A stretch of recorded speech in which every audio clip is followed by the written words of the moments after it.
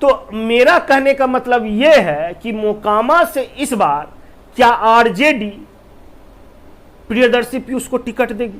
मगनीलाल मंडल का आप ये फोटो देख रहे हैं, 77 वर्षीय हैं। जिस उम्र में लोग रिटायर्ड होते हैं उस उम्र में मगनीलाल मंडल जी को इतनी बड़ी जिम्मेदारी दी गई है। क्या इस बार राजद धानुक समाज के कितने लोगों को कैंडिडेट बनाएंगे, यह भी सोचने और देखने की बात होगी। यह बात जरूर, क्योंकि अगर आप सिर्फ रबर स्टैंप की तरफ प्रदेश, बिहार में अब चुनाव का मौसम आने वाला है, मगर चुनाव का मौसम आने से पहले आरजेडी पार्टी एक्टिव नजर आ रही है। राजद ने क्या की, उन्होंने अपने बिहार प्रदेश अध्यक्ष को चेंज कर दिया। कहा जा रहा है कि इससे पहले यानी कि जो बिहार प्रदेश अध्यक्ष थे वह जगदा बाबू थे। कहा जा रहा है कि उनकी सेहत को देखते हुए उन्हें बिहार प्रदेश अध्यक्ष से हटा दिया गया है, मगर उनके जगह 77 वर्षीय मगनीलाल मंडल को बिहार प्रदेश अध्यक्ष की कमान दे दी गई है। वह निर्विरोध चुने गए हैं। मगनीलाल मंडल जो कि अति पिछड़ा समाज से आते हैं, उनकी जाति धानुक है।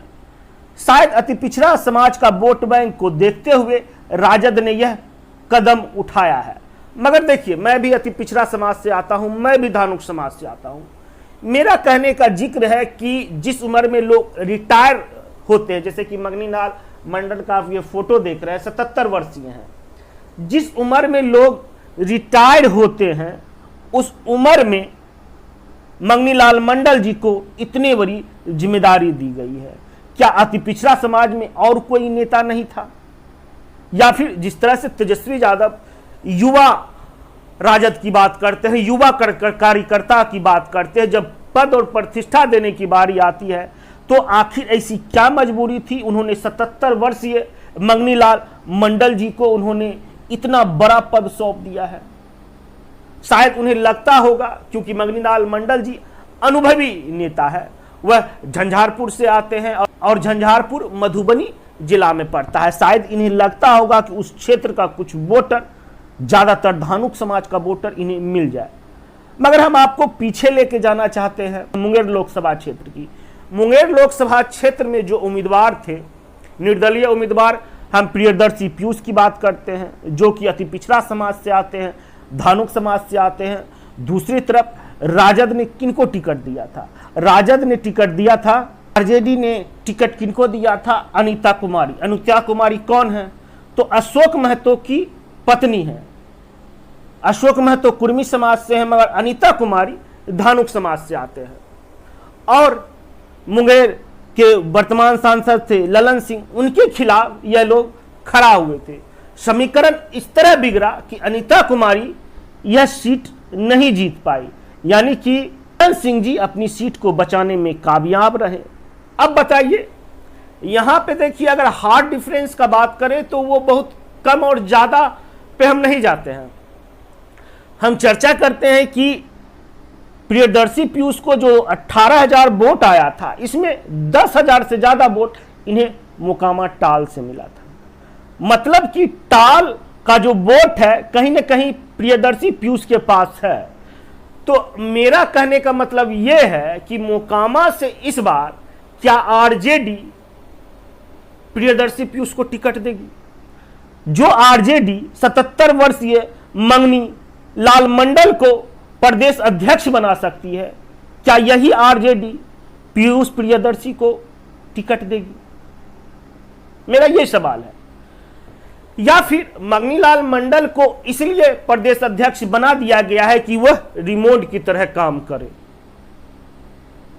हमें तो इंडी गठबंधन में यही नजर आता है। आप कांग्रेस की ही बात कर लीजिए, कांग्रेस के अध्यक्ष की अगर हम बात करते हैं तो कौन है? मल्लिकार्जुन खड़गे जी, वह भी एजेड है। उनके नेतृत्व करने वाले नेता युवा होते हैं, मगर जब कुर्सी देने की बात आती है तो किसी अनुभवी या फिर ऐसे लोगों को देना चाहिए जिनके पास अनुभव हो और युवा हो। मगर जब कुर्सी देने की बात आती है, राष्ट्र अध्यक्ष हो या फिर प्रदेश अध्यक्ष हो, तो इंडी गठबंधन के लोग ऐसे लोगों को कुर्सी देते हैं जो सिर्फ रबर स्टैंप हो, जिस उम्र में लोग रिटायरमेंट ले लेते हैं काम काजों से, उस उम्र में 77 वर्ष की उम्र में मंगनीलाल मंडल जी को बिहार प्रदेश अध्यक्ष की कमान दे दी गई है। मुझे जहां तक राजनीतिक अनुभव है, मुझे नहीं लगता है कि धानुक समाज में मंगनीलाल मंडल जी की इस तरह की पकड़ है। और मुझे यह देखना होगा कि मोकामा से इस बार आरजेडी किसको टिकट देती है। प्रियदर्शी पीयूष को देती है, मंगनीलाल मंडल भी बन गए हैं बिहार प्रदेश अध्यक्ष, धानुक समाज से हैं। क्या इस बार राजद धानुक समाज के कितने लोगों को कैंडिडेट बनाएंगे, यह भी सोचने और देखने की बात होगी। यह बात जरूर, क्योंकि अगर आप सिर्फ रबर स्टैंप की तरफ प्रदेश अध्यक्ष बनाते हैं, विधायक बनाने की बारी होगी, उस वक्त आप कितने अति पिछड़ा समाज को टिकट देते हैं, देखने वाली बात होगी। और सबसे बड़ी बात होगी मोकामा क्षेत्र। कहा जाता है मोकामा क्षेत्र में अगर किसी का राज है तो वह अनंत सिंह का है। अनंत सिंह का किला है मोकामा।